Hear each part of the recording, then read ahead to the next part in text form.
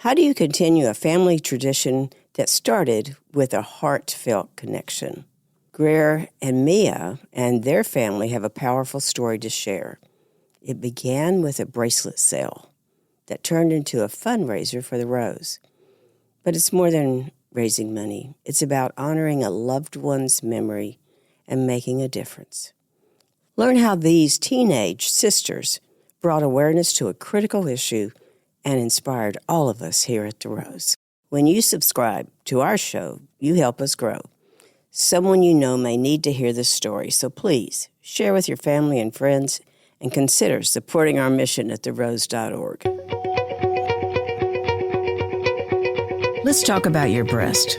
A different kind of podcast presented to you by The Rose, a breast center of excellence and a Texas treasure. You're going to hear frank discussions about tough topics, and you're going to learn why knowing about your breast could save your life. Greer, tell me, what did you do to raise this money? I reached out to a lot of my family friends and then a lot of my my closest friends, and I asked them if they could spread this for me because it's really close to me, like it's a special place in my heart, and then also because my sister did this as well, and I think that also meant a lot to me because I look up to her a lot, and continuing this like from her and then kind of through me, especially, it meant a lot to me because also this is something my dad works for, and in that aspect I want to make him proud, and then also my family. So take us all the way back. Take us back to when your sister did this, and why. Tell me the backstory. Why did you do this? Back to, I don't really remember like that much whenever my sister did it. I think she was also around the same age as me, but... And how old are you? I am 15 right now. Okay. Yes, ma'am. And then she's 18, but I believe she was also 15 when she did it around that age. I think definitely just her giving me the idea helped a lot, but it was like a long process, not necessarily though. It took us like I think a week to raise the money, but it felt like it felt so short because I just think honestly a little part of me wanted to continue it a little because it kind of like gave me like a little excitement like doing this. It's just like, oh, it's so fun to sell, but it's also like you can't forget like the main reason why you're doing this is to help women who can't afford the treatment and to get resources like this. So it was exciting to do it, honestly. So you had a raffle? Yes, ma'am. I had $1,800 or a Louis Vuitton purse, and you could have the option to that. But each ticket I sold was $30, so it was $30 per ticket. And so I would just tell people, we're doing this raffle to help the Rose, to raise money for women who can't afford treatment, and you can either, like, $30 per ticket, and it's either $1,800 or your choice of the purse. Oh, okay. Wow. That was a deal. Right? Yeah. So this has become a family tradition almost. Mm-hmm. And tell me again now, how did this get started? Because you didn't have breast cancer, your sister didn't have breast cancer, your mother didn't. Why did you have this interest?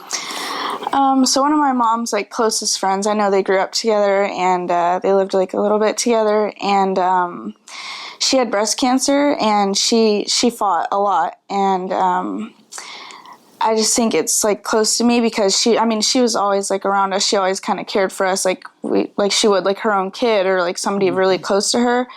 And someone being that close to my mom was really close to me because of the way she looked out for me. And I always looked up to her because also my mom tells me a lot that I resemble her in a way because of the way I act. Like she said, the way that Sonja, her name was Sonja, the way that Sonja, like, I guess her confidence, like her whole, I guess being there, it's just, so I mean, I think that touches me a lot for my mom to be able to say that, and I always looked up to her. She was so sweet, she was so kind, she always had something, she always lit up a room, like immediately she walked in, she lit up a room. And she died from the disease, right? Yes, ma'am. She wasn't able to beat it. We need to know just how you, as the older sister, how you inspired your younger sister to do this incredible fundraiser. So I think, how long ago was it? Like maybe 5-6 years ago? We did a fundraiser, and I sold these little bracelets to everybody. They're like $2 a piece. and we were able to raise enough money for 2 mammograms. And that was amazing. I mean, you are our featured story of the whole year. We loved it. Well, we said if you could do it, then if a 15-year-old could raise this, then everybody could do this. So, and now here we are, all these years later, and you've done very much the same thing, except you went a little bit higher by having this raffle for, what was it? A purse or $1,800. So they were $30 a ticket? Yes, ma'am. And you sold these for how long? I think the course was like 4 days, right? Yes. Oh, my goodness. We only had 100 tickets in the raffle. So. Oh, wow. Yes, ma'am. Hey, if she can raise this much money in 4 days now, folks, then Mama, tell us why this is important to you. Sonja was my best friend, and then losing her to cancer like that was really difficult because that was my person. So for them to honor her in a way that, No, that's okay. that I think it's really special and sweet and kind because she was the kind of person that lit up the room. And, one of my favorite pictures of her was when she was walking into treatment and she had on these cute Louis Vuitton like heels and her gown, and she's like, just always smiling, always smiling, no matter what was going on. So I can't think of a better person to honor and for them to do that means a lot. So, And Sonja was fairly young. I think she was 30, late 30s. I think. How old am I? I'm gonna have to lie real quick. I think she was 37. But I think the reason I wanted you to tell us her age was there was a time when young girls didn't know about breast cancer. They had no idea that it even existed. And it's just so important because not only did each of you raise that money, which is going to help someone who desperately needs it, but you also educated others. You brought awareness.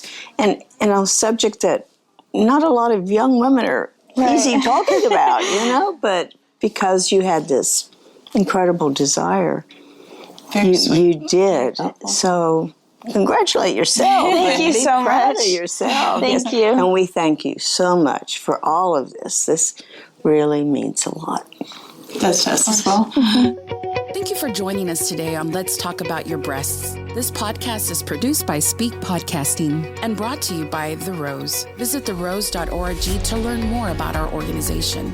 Subscribe to our podcast, share episodes with friends, and join the conversation on social media using hashtag Let's Talk About Your Breasts. We welcome your feedback and suggestions. Consider supporting The Rose. Your gift can make the difference to a person in need. And remember, self-care is not selfish. It's essential.